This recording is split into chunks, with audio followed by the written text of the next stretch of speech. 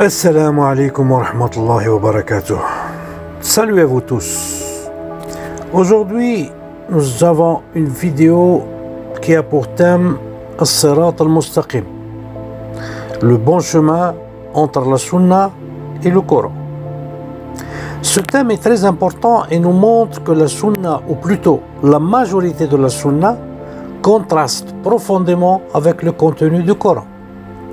Tout d'abord, et afin d'éviter les polémiques habituelles de ceux qui viennent ici nous donner des leçons sur des sujets, des contenus qu'ils ignorent, mais répètent ce qu'ils ont entendu des autres sans donc savoir argumenter ou rapporter un contradictoire digne de ceux qui veulent donner des leçons aux autres.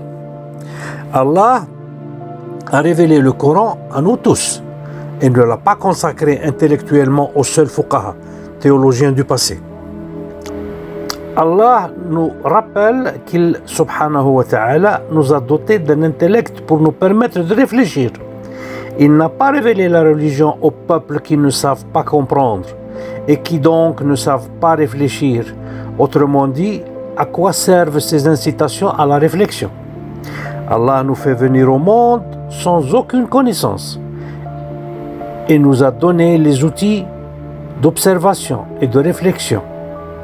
Coran chapitre 16, verset 78.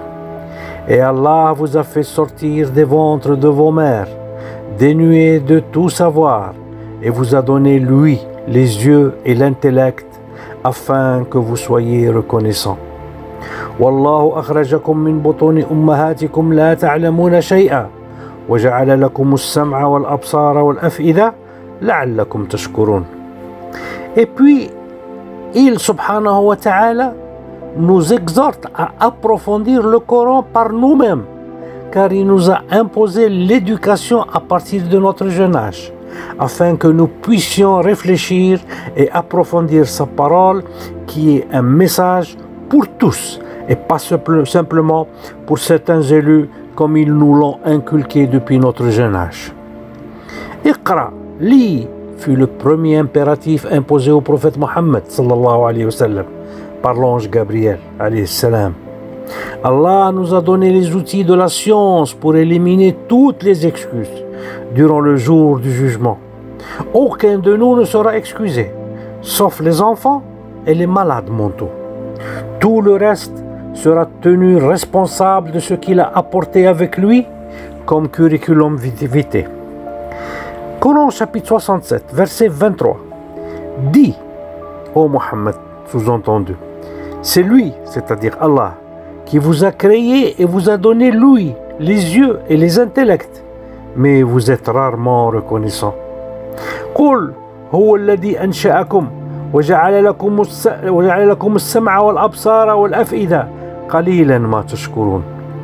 Et puis, il nous a exhortés à observer les choses pour mieux comprendre. Coran chapitre 32, verset 27. N'ont-ils pas vu que nous poussons l'eau vers un sol aride, qu'ensuite nous en faisons sortir une culture qui consomment leurs bestiaux et eux-mêmes? Ne voient-ils donc pas? أولم يروا أننا نسوق الماء إلى الأرض الجرز فنخرج به زرعا تأكل منه أنعامهم وأنفسهم أفلا يبصرون. Il nous a ensuite exhortés à réfléchir. Coran chapitre 2, verset 242.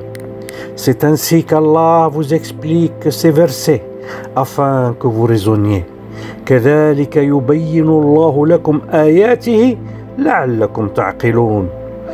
Chapitre 12, verset 2. Nous l'avons fait descendre un Coran en langue arabe afin que vous raisonniez.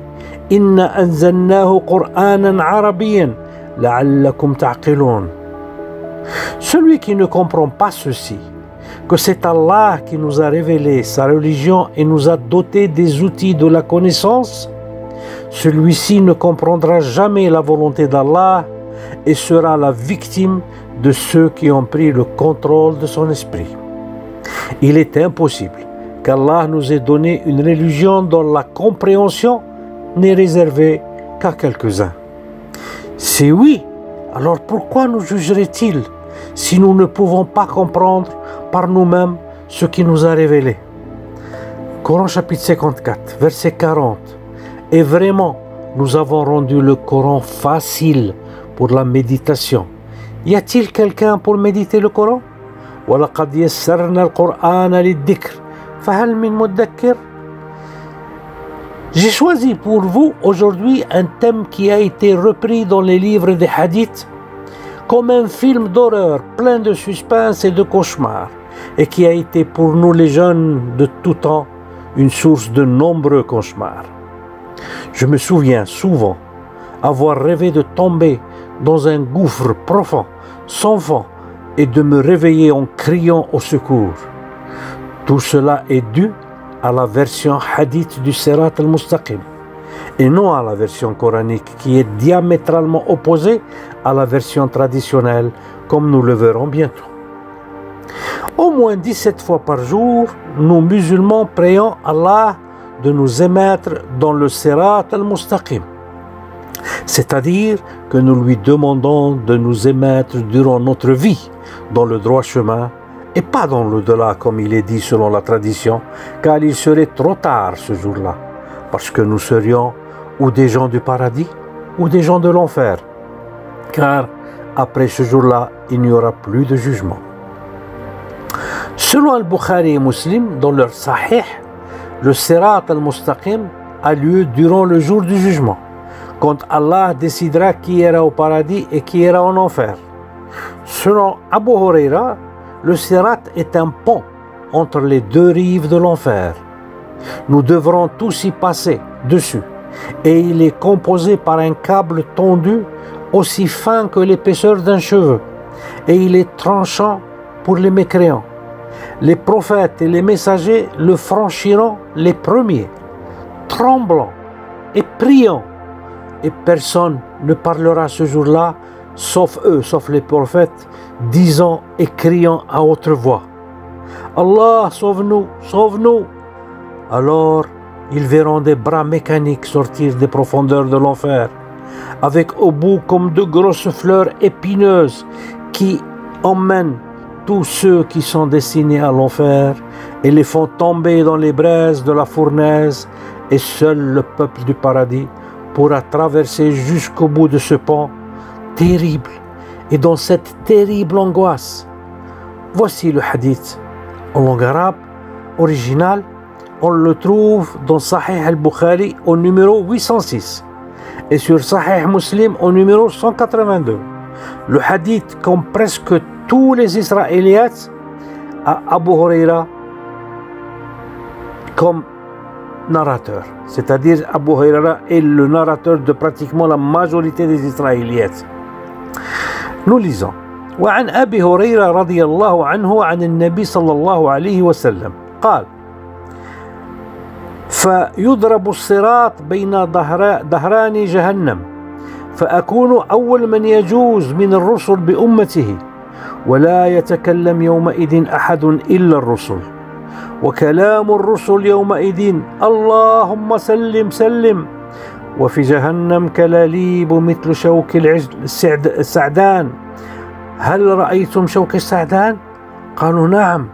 قال فإنها مثل شوك السعدان غير أنه لا يعلم قدر عظمها إلا الله تخطف الناس بأعمالهم فمنهم من يوبق بعمله ومنهم من يخردل ثم ينجو. رواه البخاري في صحيحه رقم 806 ومسلم في صحيحه رقم 182. Ce hadith est digne des contes de la mythologie persane, grecque ou romaine. En fait, j'ai essayé de l'approfondir en faisant des recherches dans la mythologie persienne et j'ai trouvé une légende mythologique intitulée le pont lumineux de Simvat ou Shinud dans le mazdéisme qui est l'ancienne religion persane. L'iranologue Pour Daoud explique dans sa préface à Avesta, le livre saint de la religion mazdéenne, Il explique dans ce livre-là la fonction du pont. Alors il dit, sous le pont et au milieu de celui-ci se trouve la porte de l'enfer. Chinout est un passage que tout le monde pieux et pécheur doit traverser. Pour les pieux, ce pont devient aussi large que la largeur de 9 javelots, chacun aussi long que 3 flèches. Mais pour les pécheurs, il devient plus fin qu'un fil de rasoir. Faites le compte qu'une flèche est plus ou moins 50 cm, d'accord?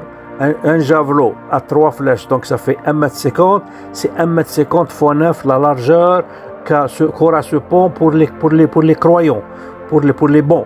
Et il sera fin comme un cheveu pour les non-croyants. Alors, ce passage-là, c'est une épreuve difficile, semblable à une épreuve initiatique, où Mitra, Dieu de la vérité et de la loyauté, des serments et des contrats, aide néanmoins les âmes à franchir le pont. Vous voici quelques représentations de ce pont dans ces photos que vous voyez circuler dans le petit écran.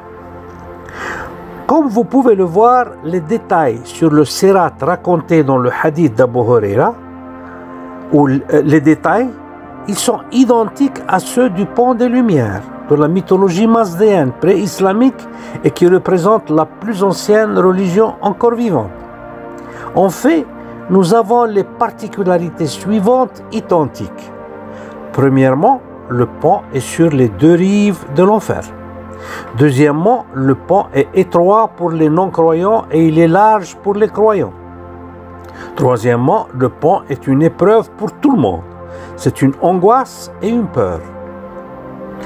Alors voyons maintenant quelle relation a ce hadith de Abu Huraira sur le Sirat avec la définition de Sirat dans le texte coranique.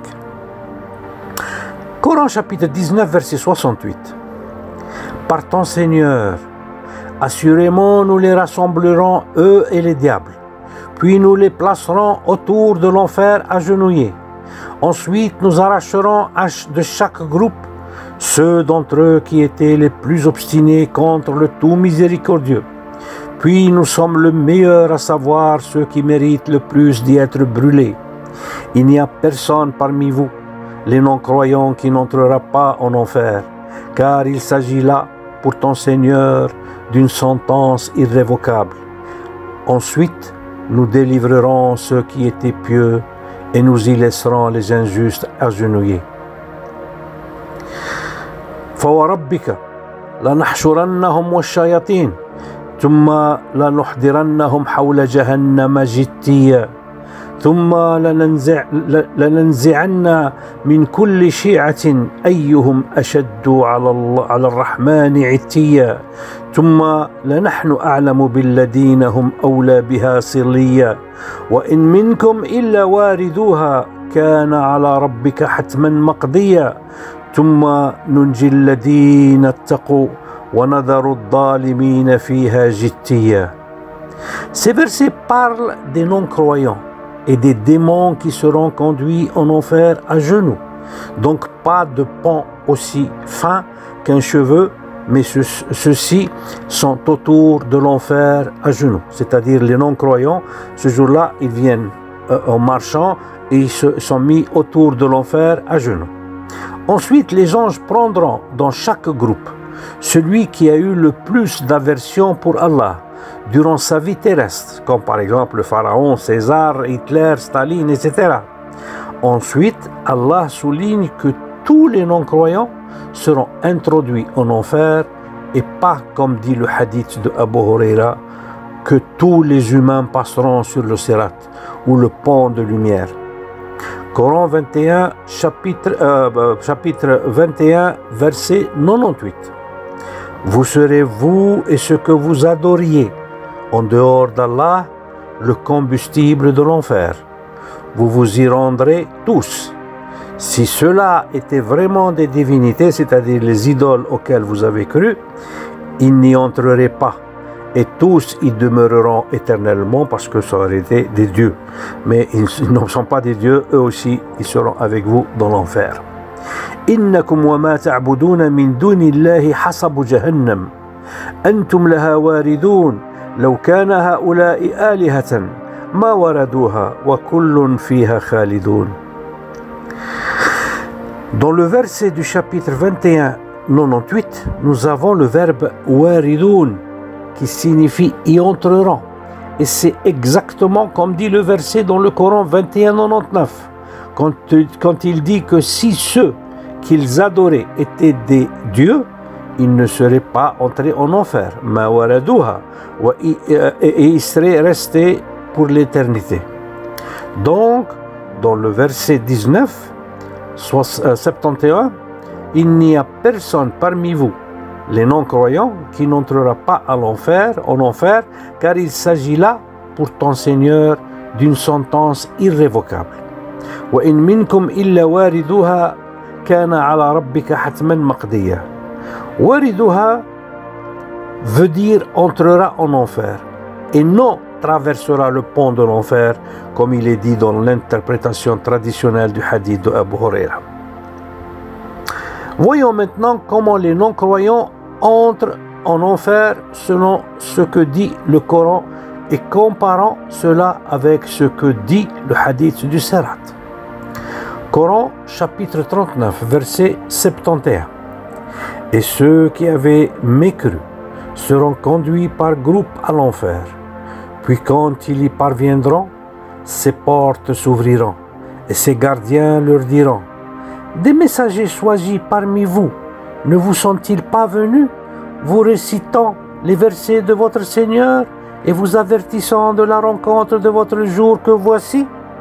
Ils diront: si, mais le décret du châtiment s'est avéré juste contre les mécréants. وسيق الذين كفروا إلى جهنم زمرا حتى إذا جاءوها فتحت أبوابها وقال لهم خزنتها ألم يأتيكم رسل منكم يتلون عليكم آيات ربكم وينذرونكم لقاء يومكم هذا قالوا بلى ولكن حقت كلمة العذاب على الكافرين. Comme on peut le voir, ils ne viendront pas d'en haut ou du pont avec les bras mécaniques qui les prennent et les jettent en enfer, mais ils arrivent aux portes de l'enfer.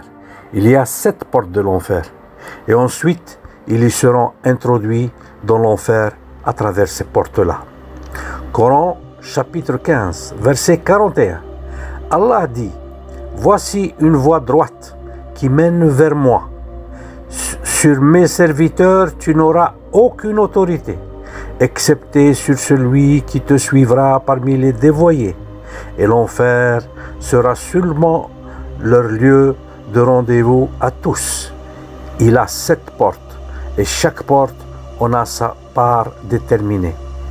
قال هذا صراط علي مستقيم إن عبادي ليس لك عليهم سلطان إلا من اتبعك من الغاوين وإن جهنم لموعدهم أجمعين لها 7 أبواب لكل باب منهم جزء مقسوم. Ainsi, chaque groupe en enfer sait par quelle porte il entrera. Comme vous le remarquez, nous n'avons pas encore de nouvelles des croyants qui résideront au paradis. Ils attendent ailleurs que les habitants de l'enfer soient bien installés. Chapitre 89 du Coran, versets 27 et 29 jusqu'à 29. Ô toi, âme apaisée, retourne vers ton Seigneur satisfaite et agréée. Entre donc parmi mes serviteurs et entre dans mon paradis. يا أيتها النفس المطمئنة ارجعي إلى ربك راضية مرضية فادخلي في عبادي وادخلي جنتي. Coran chapitre 21 verset 101 et suite. On seront écartés, c'est-à-dire de l'enfer.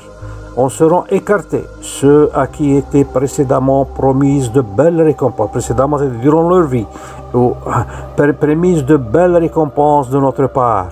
ils n'entendront pas son sifflement, le sifflement de l'enfer, et jouiront éternellement de ce que leur âme désire. Ils ne seront pas tremblants sur le sirat, c'est-à-dire sur le pont, qui n'existe pas, mais ils jouiront éternellement de ce que leur âme désire. La grande terreur ne les affligera pas, et les anges les accueilleront. Voici le jour qui vous a été promis. Le jour où nous plierons le ciel comme on plie le rouleau des livres. Tout comme nous avons commencé la première création, ainsi nous la répéterons. C'est une promesse qui nous incombe et nous l'accomplirons. إن الذين سبقت لهم منا الحسنى أولئك عنها مبعدون لا يسمعون حسيسها. Alors que dans le hadith, ils sont au-dessus de l'enfer et ils entendent tout le rugissement de l'enfer et ils tremblent de peur d'y tomber. وهم فيما اشتهت أنفسهم خالدون لا يحزنهم الفزع الأكبر. Ils ne seront pas touchés par la peur. La peur grandiose. وتتلقاهم الملائكة هذا يومكم الذي كنتم توعدون يوم نطوي السماء كطي السجيل للكتب كما بدأنا أول خلق نعيده وعدا علينا إن كنا فاعلين. De ces deux derniers versets, il est clair ici que ceux qui ont l'âme apaisée, c'est-à-dire sûrs d'aller au paradis, ils iront au paradis sans se mélanger aux mécréants dans le sirat. Ni ils verront l'enfer comme le signale le hadith d'Abu Huraira. Et ils seront sereins et ne connaîtront pas l'angoisse comme dit le hadith. Je m'arrête ici et on va continuer dans la deuxième partie de cette vidéo. Inch'Allah. Salam alaikum wa rahmatullah.